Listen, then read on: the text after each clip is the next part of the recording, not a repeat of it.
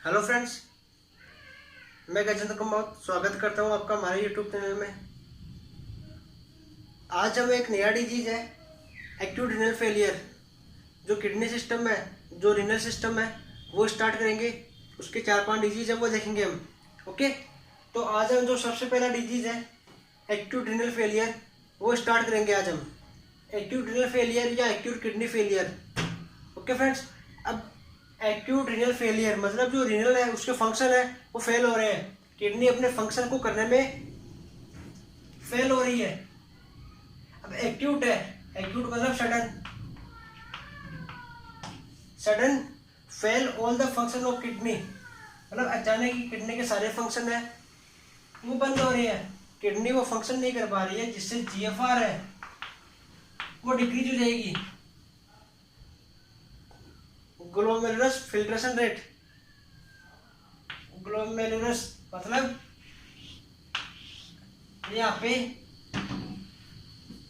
Okay, ये यहाँ पे ग्लोमेरुलस पे लिखते हैं, ये बोमन कैप्सूल है। यहाँ से जो ब्लड है वो फिल्टर होता है। ग्लोमेरुलस और बोमन कैप्सूल, यहाँ से ब्लड फिल्टर होता है, तो इसका नाम दिया है ग्लोमेरुलस फिल्ट्रेशन रेट। इसकी जो नॉर्मल रेट है वो 125 ml/h होती है। ओके फ्रेंड्स,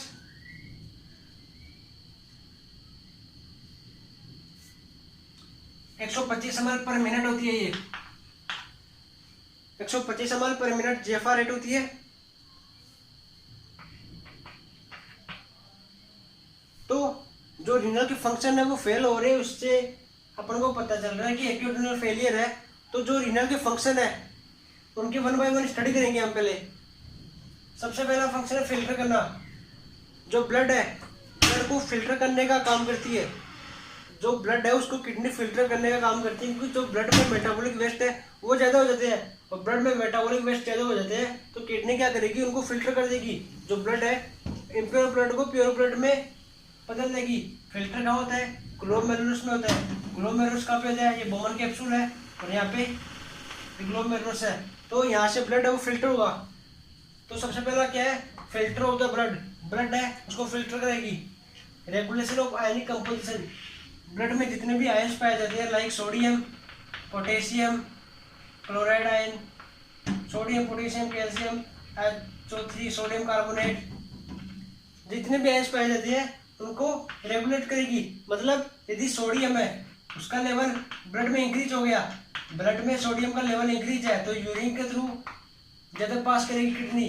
किडनी है लेवल को मेंटेन बनाए रखने के लिए Na है, सोडियम है, उसको बाहर एक्सल्ट कर देगी यूरिन के द्वारा। रेगुलेशन ऑफ ब्लड पीएच, जो ब्लड की पीएच है उसको रेगुलेट करेगी। कैसे करती है? हाइड्रोजन आयन है वो किडनी के थ्रू एक्सल्ट होता है, बाहर एक्सल्ट होता है किडनी के थ्रू। जब हाइड्रोजन आयन किडनी के थ्रू एक्सल्ट होता है तो हाइड्रोजन आयन कैसा होता है? एसिडिक नेचर का होता है। वो जो कार्बोनेट आयन है उसको कंजर्व करती है ये, ठीक है। तो ये कैसा होता है? बेसिक नेचर का होता है। तो ये एसिडिक होता है, ये बेसिक होता है, दोनों से मिलकर बफर सिस्टम बनता है, ठीक है। बफर सिस्टम बनता है दोनों मिला के। तो ये वेरिएबल होता है, कभी ज़्यादा होता है कभी भी कम हो सकता है। तो एसिडिक बेस दोनों बफर सिस्टम की तरह कार्य करेगा और रेगुलेट करेगा। ब्लड की पीएच है इसको रेगुलेट कर देगा। उसके बाद में रेगुलेशन ऑफ बीपी, बीपी है उसका रेगुलेशन कैसे करती है? जब ब्लड प्रेशर है वो कम हो गया, यदि बीपी कम हो गया तो किडनी है उसकी जो एफरेंट आर्टरी है, ये एफरेंट आर्टरी है, ये एफरेंट आर्टरी है और ये एफरेंट आर्टरी है, जो ब्लड को लेके आ रही है वो एफरेंट। यहाँ पे क्या जेजी सेल्स पाई जाती है और जेजी सेल्स क्या करेगी?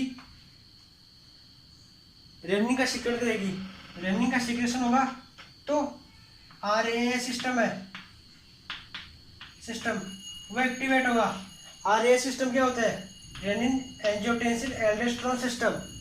ओके, ये सिस्टम एक्टिवेट होगा। इसमें क्या होता है? रेनिन क्या करता है? एंजियोटेंसिन को, एंजियोटेंसिन नहीं है, एंजियोटेंसिन को एक्टिवेट कर देगा और एंजियोटेंसिन को रेनिन एक्टिवेट करेगा तो ये बना देगा इसको एंजियोटेंसिन फर्स्ट। जब रेनिन आएगा, रेनिन एंजियोटेंसिन लीवर में एंजियोटेंसिन फर्स्ट को कन्वर्ट कर देगा। अब एंजियोटेंसिन फर्स्ट है, लंग्स के द्वारा एंजाइम आता है एसीई, एंजियोटेंसिन कन्वर्टिंग एंजाइम, इसको कन्वर्ट कर देगा एंजियोटेंसिन सेकंड में। ओके फ्रेंड्स, अब एंजियोटेंसिन सेकंड में कन्वर्ट हो गया। इसके 3 काम होते हैं। पहला vasoconstriction, vasoconstriction direct blood vessels पर अटैक करेगी, वो ब्लड वेसल को जो डायरेक्ट हुई है उसको कॉन्ट्रैक्ट कर देगी। कॉन्ट्रैक्शन से क्या होगा, जो ब्लो है वो फास्ट हो जाएगा, प्रेशर है वो इंक्रीज हो जाएगा, मतलब बीपी है वो इंक्रीज हो गई। सेकंड की बात करें हम, फर्स्ट था vasoconstriction, posterior pituitary, posterior pituitary पर एक्ट करती है। हाँ, ये क्या करती है फिर, एडीएच है, एंटी डायूरेटिक हार्मोन, उसका सीक्रेट करेगी। जिससे क्या होगा, जो कलेक्टिंग डक्ट है वहाँ से एस्ट्रो का रिटेंशन होगा, एस्ट्रो का रीअब्जॉर्प्शन होगा, वो ब्लड में है, एस्ट्रो का लेवल है वो ज़्यादा करेगी। ठीक है फ्रेंड्स, तीसरा एक्ट करती है ये, पहला वेजोकॉन्स्ट्रिक्शन, दूसरा पोस्टीरियर पिट्यूटरी, तीसरा adrenal gland. Adrenal gland, adrenal gland में 2 पार्ट होते हैं, कॉर्टेक्स और मेडुला। ये करेगी कॉर्टेक्स पर। ओके, कॉर्टेक्स पर एक्ट करती है। कॉर्टेक्स में क्या होगा, जब इसने कॉर्टेक्स पर एक्ट किया तो कॉर्टेक्स से एल्डोस्टेरोन है वो सीक्रेट होगा। एल्डोस्टेरोन का काम क्या है, एस्ट्रो का रिटेंशन करना, सोडियम पे उसको एब्जॉर्प्शन करवाना, सोडियम साइन है उनका एब्जॉर्प्शन करवाना, रिअब्जॉर्प्शन करवाने का काम होता है। ठीक है फ्रेंड्स, ये सोडियम को ये ब्लड वेसल्स में ले आएगी, सोडियम ब्लड वेसल्स में आएगा तो H2 है, उसकी नेचर बताई थी मैंने, सोडियम के साथ हमेशा वाटर स्पीच आता है। तो जैसे यानी सोडियम है वो ब्लड वेसल्स में आएगा, उसके साथ वाटर है उसका रिटेंशन होगा और ब्लड वेसल्स में। तो हम देख रहे थे कि इसका जो थर्ड फंक्शन था वो एड्रिनल ग्लैंड पे था, एड्रिनल ग्लैंड के कॉर्टेक्स पार्ट पे था। तो कॉर्टेक्स पार्ट ने क्या किया, एल्डोस्टेरोन का सीक्रेट किया। जब एल्डोस्टेरोन सीक्रेट होगा तो ये क्या करेगा, Na है उसका रिअब्जॉर्प्शन करवाएगा ब्लड में, तो ब्लड में Na का लेवल बढ़ा तो Na के साथ वाटर चलता है, तो Na वाटर ब्लड में आ गए, तो ब्लड का वॉल्यूम है वो बढ़ गया, ब्लड वॉल्यूम है वो बढ़ गया। जिससे बीपी है वो इंक्रीज हो गई। पहले बीपी डिक्रीज हो रही थी तब रेनिन सीक्रेट हुआ था, अब बीपी है वो इंक्रीज हो गई। इस प्रकार से रेनिन सीक्रेट होता है, नेचुरली होता है, और बीपी है वो इंक्रीज हो जाती है। ठीक है फ्रेंड्स, अब इसके बाद में बात करें, रेगुलेशन ऑफ बीपी देख लिया। प्रोडक्शन ऑफ हार्मोन, हार्मोन का प्रोडक्शन करती है। कौन से हार्मोन का प्रोडक्शन करती है तो हम देखते हैं अभी। इधर देखिए, जैसे कैल्सिट्रॉल है, कैल्सिट्रॉल, कैल्सिट्रॉल क्या करता है, विटामिन डी है उसको एक्टिवेट करेगा, विटामिन डी को एक्टिवेट करने का काम करता है कैल्सिट्रॉल। अब हमने जो पैराथायरॉइड ग्लैंड थी वहां पे देखा था कि सनलाइट है, अल्ट्रावायलेट रेज जो सनलाइट है, सनलाइट अच्छी स्किन पे आती है तो क्या बनता है, स्किन में क्या था 7D कोलेकैल्सिफेरॉल। तो 7D कोलेकैल्सिफेरॉल से 25 डाईहाइड्रोक्सी कोलेकैल्सिफेरॉल, ये लिवर में हो रहा था ना, ये प्रोसेस लिवर में हो रही थी। इसके बाद में ये वाली प्रोसेस, आगे वाली प्रोसेस 125 डाईहाइड्रोक्सी कोलेकैल्सिफेरॉल इसमें कन्वर्ट हो जाएगा। ये प्रोसेस हो रही थी किडनी में, किडनी है वहाँ पे ये प्रोसेस हो रही थी, और किसके द्वारा हो रही थी, PTH हार्मोन के द्वारा। ओके, सो ये हमने देख लिया था। तो किडनी है वो विटामिन डी है उसको एक्टिवेट करने का काम करती है, तो कोलेकैल्सी जो कैल्सिट्रॉल है उसका सीक्रेशन होगा। इसके बाद की बात करें हम एरिथ्रोपोएटिन, एरिथ्रोपोएटिन का सीक्रेशन होगा। एरिथ्रोपोएटिन क्या होता है, आरबीसी, मतलब ये आरबीसी है उसको सीक्रेट करेगी, आरबीसी का प्रोडक्शन करेगी, किडनी करेगी आरबीसी का प्रोडक्शन। मान लेते हैं हम जैसे कोई पहाड़ी क्षेत्रों में रह रहा है, ठीक है, पहाड़ी क्षेत्रों में रह रहा है कोई व्यक्ति, वहाँ पे क्या होगा, उन लोगों में हाइपोक्सिया होगा। हाइपोक्सिया होने से उनकी जो आरबीसी सेल्स है वो वहाँ पे कम होगी। लेकिन जब वो वहाँ पे डेली रेगुलर अपना जीवन का जो जीवन है वो वहीं रहने लग जाती है, तो उनमें जो किडनी है उनमें आरबीसी का प्रोडक्शन स्टार्ट ज़्यादा हो जाएगा। किडनी अपने लेवल को मेंटेन करेगी और आरबीसी के प्रोडक्शन को इंक्रीज कर देगी। जैसे आरबीसी का प्रोडक्शन इंक्रीज हो गया तो उनमें जो ब्लड का लेवल है वो बढ़ जाएगा। ओके, तो इस प्रकार से एरिथ्रोपोएटिन है जो पहाड़ी क्षेत्रों में लोग लेते हैं, वहाँ पे आरबीसी है वो ज़्यादा मिलती है। ये अपने एक एग्जाम्पल देखा था और ये सीक्रेट कर दिया आरबीसी को। एरिथ्रोपोएटिन है तो आरबीसी इंक्रीज होगा। ओके फ्रेंड्स, इसके बाद बात करें हम ब्लड वॉल्यूम को लेवल करती है, regulation of blood volume. Blood volume जैसे कोई व्यक्ति है उसमें हाइपर वॉल्यूमिया की कंडीशन है, हाइपर वॉल्यूमिया, तो किडनी क्या करेगी, एक्सेसिव यूरिनेशन करेगी, यूरिन के द्वारा उसको पास कर देगी। जितना ज़्यादा जो फ्लूइड है वो ब्लड में रहेगा, बॉडी में ज़्यादा फ्लूइड रहेगा तो यूरिन के थ्रू ज़्यादा पास होगा। और यदि जो ब्लड का वॉल्यूम है हाइपोवॉल्यूमिक कंडीशन है तो यूरिन है वो कम पास होगा, कंसंट्रेट हो जाएगा यूरिन और पीसीटी डिसोटी के द्वारा एब्जॉर्प्शन कर लिया जाएगा, तो ब्लड में डाल दिया जाएगा। जो ज़्यादा अमाउंट है यूरिन का वो पास नहीं होगा, लो अमाउंट पास होगा, जिससे जो बीपी है लाइक वही कंडीशन बन जाएगी, हाइपोवॉल्यूमिक कंडीशन है वो हट जाएगी। Regulation of blood glucose level, blood glucose को लेवल करती है कैसे, ग्लूटामेट। ग्लूटामेट एक एमिनो एसिड होता है, तो ग्लूटामेट के द्वारा क्या होगा, किडनी यूज ग्लूटामेट को यूज करेगी और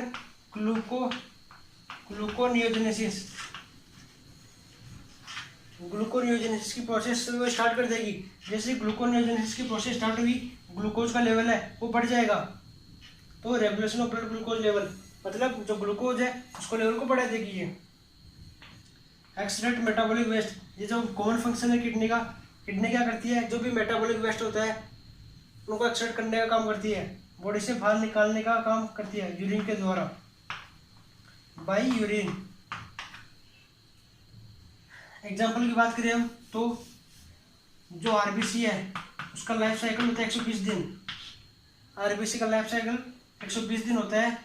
अब यदि बात करें हम कि जैसे आरबीसी डिस्ट्रॉय हो जाएगी 120 दिन बाद, तो हीम अलग हो जाएगा और ग्लोबिन अलग हो जाएगा।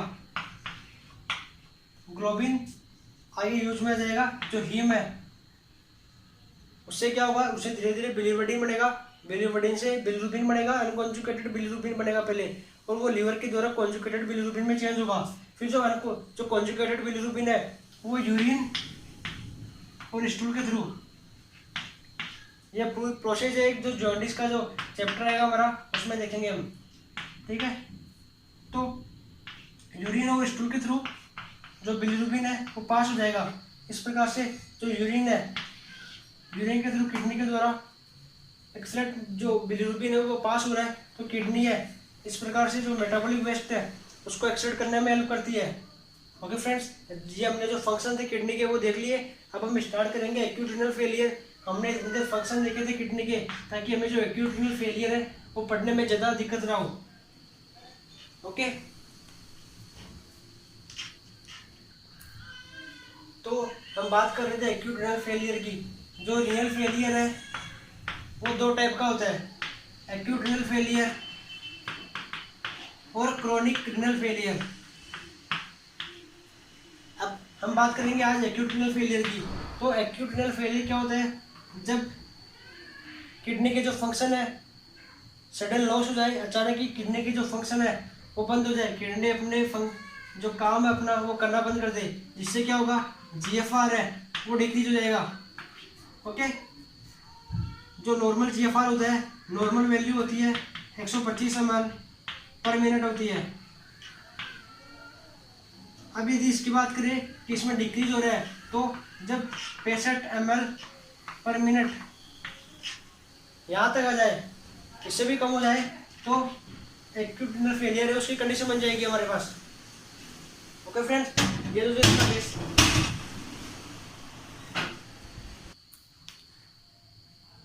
ये देख लिया हमने कि 65 ml पर मिनट उससे डिक्रीज हो जाए तो ये एक्यूट रीनल फेलियर हमें देखने को मिलेगा। अब हम बात करेंगे एक्यूट रीनल फेलियर है इसके क्या क्या कॉज होते हैं, इसके कॉज होंगे वो देखेंगे अब हम। तो सबसे पहला कॉज है इसमें तीन कोज है इसमें। पहला प्री रीनल, रीनल और पोस्ट रीनल। ये कोज एक बार समझ में आ गए तो पूरा एक्यूट रीनल फेलियर है वो समझ में आ जाएगा। ओके फ्रेंड्स, तो हम बात करें प्री रीनल, रीनल और पोस्ट रीनल की। तो देखिए उधर ये हार्ट है, एरोटा के थ्रू पूरा सिस्टमिक ब्लड सर्कुलेशन है, सिस्टमेटिक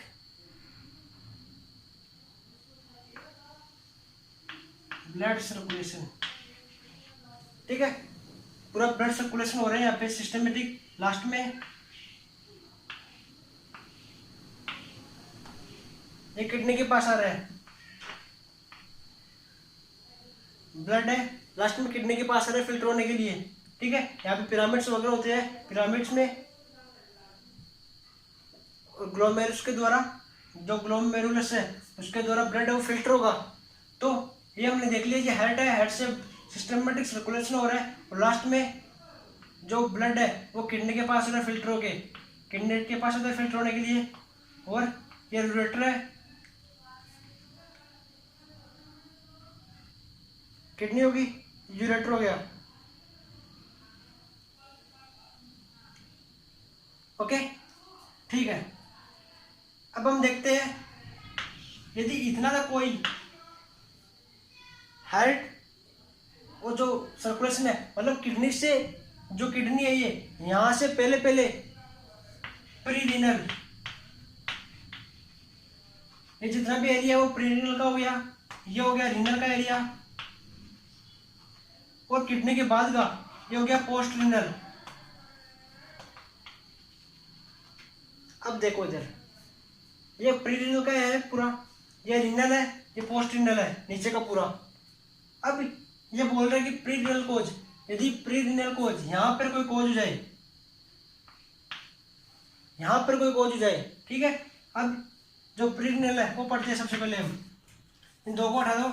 सबसे पहले हम देखेंगे प्री रीनल। प्री रीनल में सबसे पहले आता है हाइपोवोल्मिक, हाइपोवोल्मिया। ओके,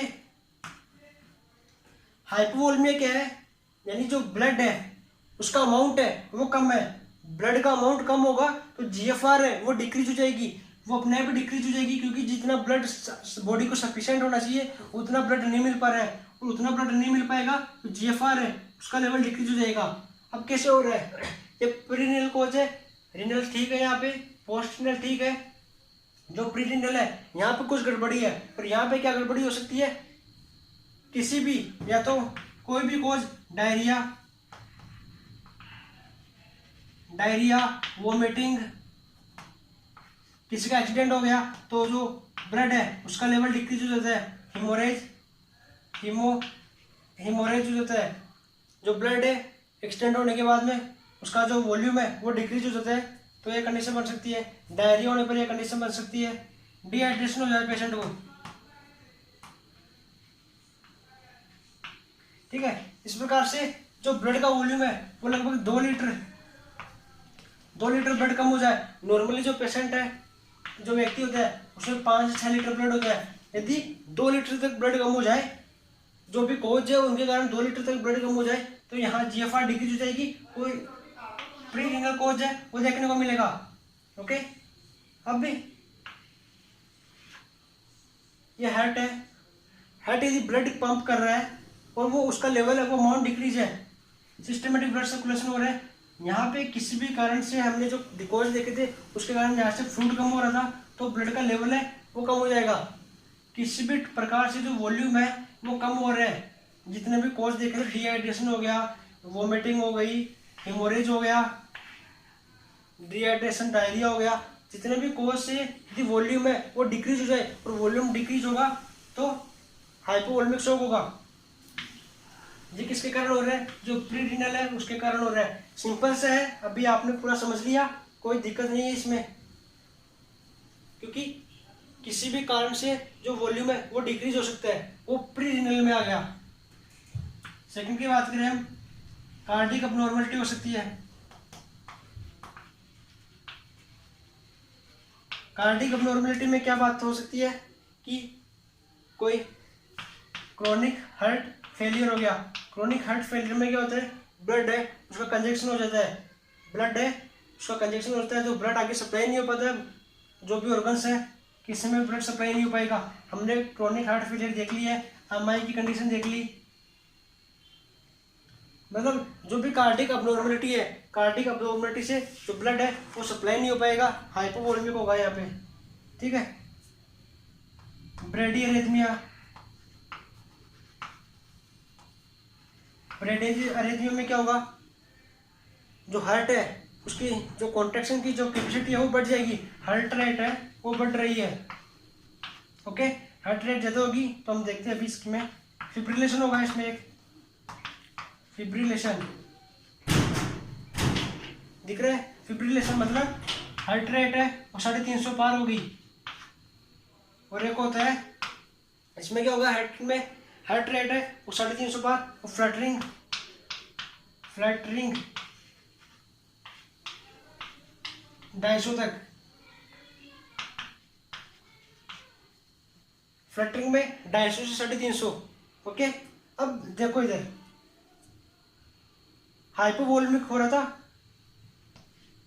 ये हमने दो देख ली थे। अब हम बात करें ब्रेडी अरेथमिया, जिसमें एक है फिब्रिलेशन एक है फ्लटरिंग। फिब्रिलेशन में क्या होगा, हार्ट रेट 350 से बाहर और फ्लटरिंग में 250 से 350 के बीच में। तो एक जो हार्ट है ये नॉर्मल कॉन्ट्रैक्शन कर रहा है, ओके। इसकी कॉन्ट्रैक्शन कैपेसिटी है 72 पर मिनट, तो 72 बीट्स पर मिनट, तो ये नॉर्मल कॉन्ट्रैक्शन है। तो ब्लड है वो फुल फील होगा कॉन्ट्रैक्शन के द्वारा, जो लेफ्ट वेंट्रिकल है वहाँ पे ब्लड का वॉल्यूम है वो फुल होगा, जिसके कारण वो कॉन्ट्रैक्शन करेगा और फुल बॉडी को ब्लड सप्लाई होगा। जब ये हार्ट रेट बढ़ जाएगी 350 हो रही है 250 हो रही है, उसमें हार्ट ऐसे पंप करेगा, ठीक है। यदि हार्ट ऐसे पंप कर रहा है तो जो ब्लड का वॉल्यूम है वो आ नहीं पाएगा, एट्रियम पूरा फील ही नहीं हो पाएगा, सॉरी वेंट्रिकल पूरा फील ही नहीं हो पाएगा, और जो ब्लड का वॉल्यूम है वो वेन्स में जाएगा, एरोटा के जो पूरी बॉडीज में जाएगा, तो वहाँ पे ब्लड की सप्लाई है वो प्रॉपर नहीं हो पाएगी। और लास्ट में जब किडनी के पास ब्लड आता है फिल्टर होने के लिए, तो जीएफआर और डिक्रीज देखने को मिल जाएगी हमें, क्योंकि जो प्रॉपर ब्लड है वो नहीं हो पा रहा, ओके। तो हमने देख लिया ये कि एक तो इस प्रकार से हार्ट कॉन्ट्रैक्शन कर रहा है, इसमें वेंट्रिकल है पूरा फील हो रहा है, और एक इस प्रकार से हार्ट है वो कॉन्ट्रैक्शन कर रहा है, इसमें जो ब्लड का अमाउंट है वो फील ही नहीं हो पा रहा कुछ भी, ओके फ्रेंड्स। आप गुब्बारे ले लो, कोई गुब्बारे है, गुब्बारे में क्या होता है, यदि अपन पानी भर रहे हैं उसमें, तो पानी जैसे वो पूरा फील होगा, ओके, पूरा फील होगा तब तो वो पूरा भरेगा। यदि वो गुब्बारे है उसमें पानी भर रहे हैं, पानी ऊपर से डाल रहे हैं, एक तो आराम से उसको कॉन्ट्रैक्शन होगा तो पूरा फील होके वो जो पानी है वो बाहर निकलेगा, और एक हम ऐसे गुब्बारे को प्रेस कर रहे हैं बार बार, गुब्बारा फील ही नहीं हो रहा, तो वो ब्लड है जो भी पानी है वो बाहर नहीं निकलेगा, क्योंकि गुब्बारा फील ही नहीं हो रहा तो पानी बाहर किससे निकलेगा। वैसे कॉन्ट्रैक्शन की बात हुई, ठीक है, कॉन्ट्रैक्शन में पूरा ब्लड फील नहीं होगा तो ब्लड की सप्लाई है वो डिक्रीज हो जाएगी, ओके फ्रेंड्स। तो ये हाइपोवोलेमिक शॉक में आगे सारे। इसके बाद में थर्ड अपन बात कर रहे हैं रीनल आर्टरी स्टोन या ट्यूमर। रीनल आर्टरी में किसी भी प्रकार का स्टोन हो जाए, ट्यूमर हो जाए, या फिर इसमें कोलेस्ट्रॉल है वो जमा हो जाए, ठीक है। अब रीनल आर्टरी है, ये किडनी है, इसमें जो आर्टरी है उसको ब्लड सप्लाई कर रही है, यदि यहाँ पे कोलेस्ट्रॉल जमा हो गया तो इसको जो ब्लड सप्लाई है वो प्रॉपर नहीं होगी, प्रॉपर ब्लड सप्लाई नहीं होगी, तो यहाँ पे जो नेफ्रॉन्स पाई जाती है, ठीक है, जो फिल्ट्रेशन रेट, जो नेफ्रॉन का काम होता है इसका फिल्टर करना, तो फिल्ट्रेशन है वो नहीं हो पाएगा, वो फिल्ट्रेशन नहीं हो पाएगा तो जीएफआर वो डिक्रीज हो जाएगी, ठीक है। ये जितने भी देखे थे हमने वो प्री रीनल कॉज में आते हैं। Pre renal cause, pre renal cause से क्या होगा, हाइपोवोलेमिक कंडीशन बनेगी बॉडी में, ओके। तो आप याद करो कि प्री रीनल से हाइपोवोलेमिक है वो कंडीशन बनेगी, और जीएफआर है वो डिक्रीज हो जाएगी। हाइपोवोलेमिक देख ली, इसमें कार्डिक अबनॉर्मलिटी देख ली, और रीनल स्टोन, इसमें क्या हो रहा था कि जो रीनल आर्टरी है वहाँ कोलेस्ट्रॉल का जमा हो रहा था, और जीएफआर है वो डिक्रीज हो रही थी, तो ये सारा प्री रीनल का है वो हमने देख लिया। अब हम देखेंगे रीनल, जो रीनल कोज है उसके कारण कैसे हो रहा है।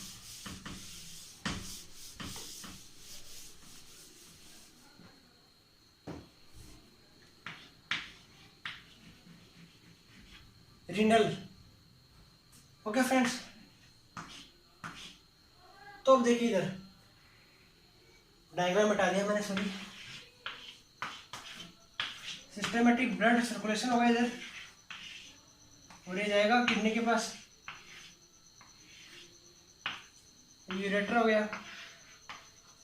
अब हम क्या देख रहे थे कि जो किडनी है उसमें किसी भी प्रकार की एबनॉर्मलिटी होगी तो जो जीएफआर है वो डिक्रीज होगी, जीएफआर है वो डिक्रीज देखने को मिलेगी हमें। रीनल ये हो गया, यहाँ पे पिरामिड्स वगैरह होते हैं, ओके।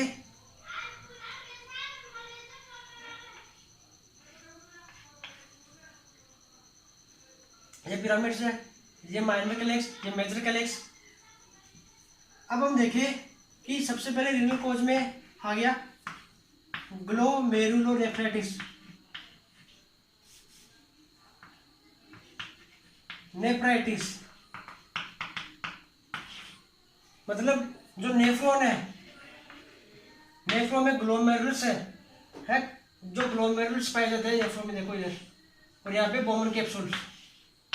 अब इनमें फिल्ट्रेशन होगा, ओके, ये नीचे होता है, तो इनमें फिल्ट्रेशन होने से क्या होगा, ब्लड है फिल्टर हो के जो कचरा आगा, ब्लड का जो कचरा है, जो ब्लड में फिल्टर होने के बाद वो पीछे टी में आ जाएगा।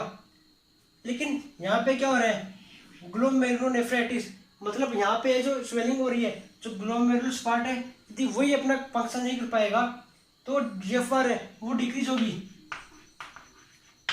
ग्लोमेरुलस का काम क्या होता है, जो ग्लोमेरुलस है उसका काम होता है फिल्टर करने का। यदि वो उसमें किसी भी प्रकार की स्वेलिंग आ गई, इन्फ्लामेशन हो गया, तो वो अपना वर्क नहीं कर पाएगा।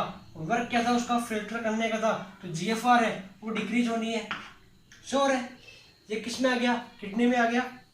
प्लियोनेफ्राइटिस, प्लियोनेफ्राइटिस यदि जो पिरामिड्स है, पिरामिड्स में किसी प्रकार का बैक्टीरियल इन्फेक्शन हो गया या फिर पस फॉर्मेशन हो गया, पस से क्या होता है, वो इन्फेक्शन नहीं होता है, इन्फेक्शन कॉज करेगा। किसी भी प्रकार से इन्फेक्शन हो जाता है तो क्या होगा, पिरामिड्स है वो फंक्शन नहीं कर पाएंगे। और पिरामिड्स के अंदर नेफ्रॉन होते हैं, और नेफ्रॉन क्या करते हैं, नेफ्रॉन के अंदर जो ग्लोमेरुलस होता है, तो ये क्या करता है, फिल्टर करने का काम करता है। यदि पिरामिड्स है ये काम नहीं कर रहे तो जो नेफ्रॉन है वो काम नहीं करेंगे, ठीक है, वो भी काम नहीं करेंगे। तो ये हो गया प्लियोनेफ्राइटिस। थर्ड की बात करें, रीनल कार्सिनोमा, रीनल कार्सिनोमा या फिर रीनल एब्सेस,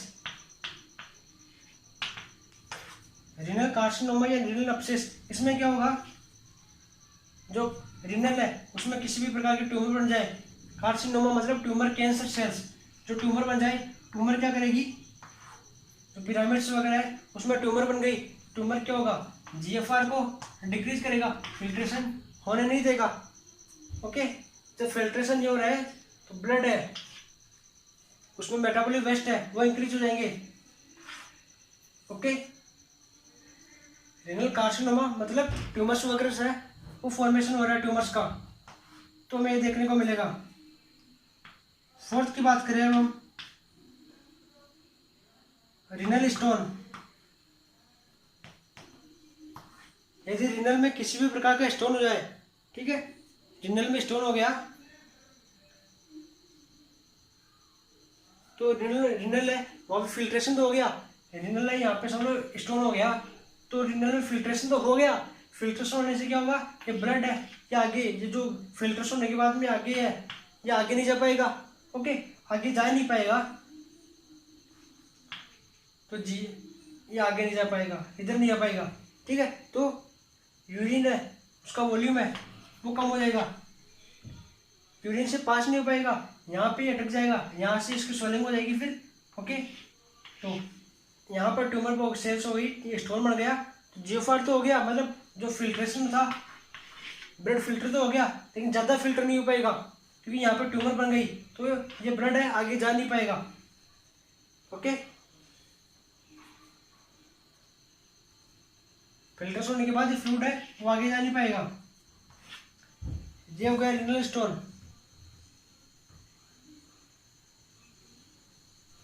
तो ये जो रीनल के कोज थे हमने सारे देख लिए। अब आते पोस्ट रीनल कोज पे।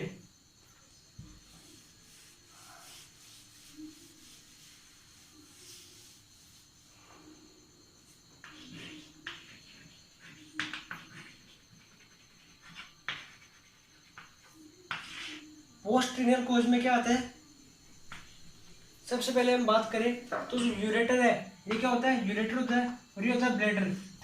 ये दोनों पोस्ट में आगे यूरेटर है, इसमें स्टोन फॉर्मेशन होता है। यूरेटर में स्टोन होगा तो फ्लूइड है वो आगे पास नहीं हो पाएगा और फ्लूइड आगे जा नहीं पाएगा, तो यहाँ पे एक्युमुलेशन हो जाएगा फ्लूइड का।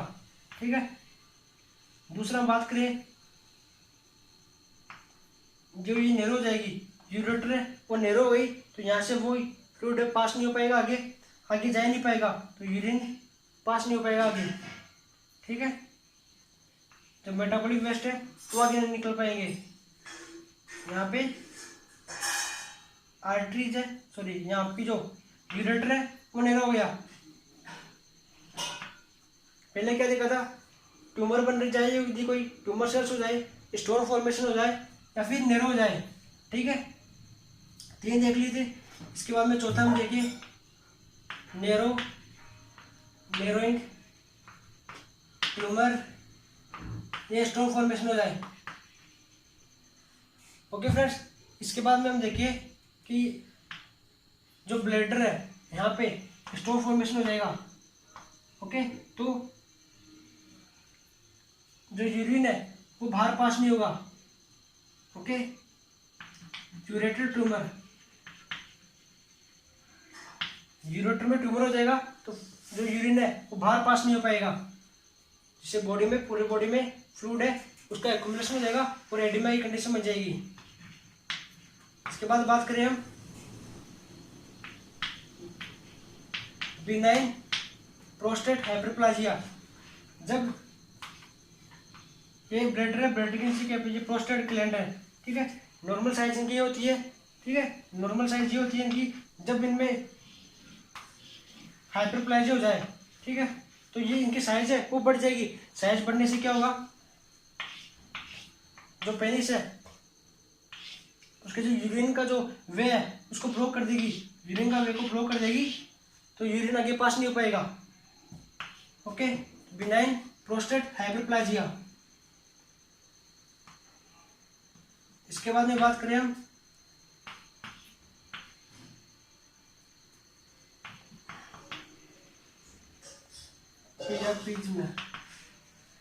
प्रियपिज्म, मतलब प्रियपिज्म। ठीक है, तो इसमें क्या होगा, जो पेनिस है वो बिना किसी सेक्सुअल अराउजल के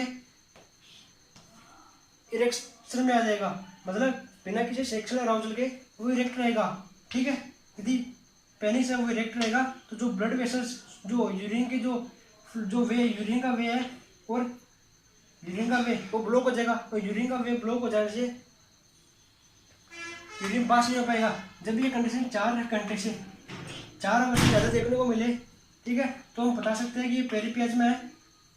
इसमें जो पेनिस है वो इसमें इरेक्शन हो रहा है, वो भी बिना किसी सेक्सुअल अराउजल के, तो ये कंडीशन देखने को मिलेगी। इसमें यूरिन है वो पास नहीं हो पाएगा। ओके फ्रेंड्स, ये हमने देख ली, जितने भी पोस्ट रीनल कोज है वो सारे देख लिए हमने। आपने डायग्राम से भी समझ लिए पूरे, बहुत इजी था ये, बहुत इजी वे में आपको समझाया है। डायग्राम्स के थ्रू जो कॉन्सेप्ट थे सारे क्लियर हो गए आपके।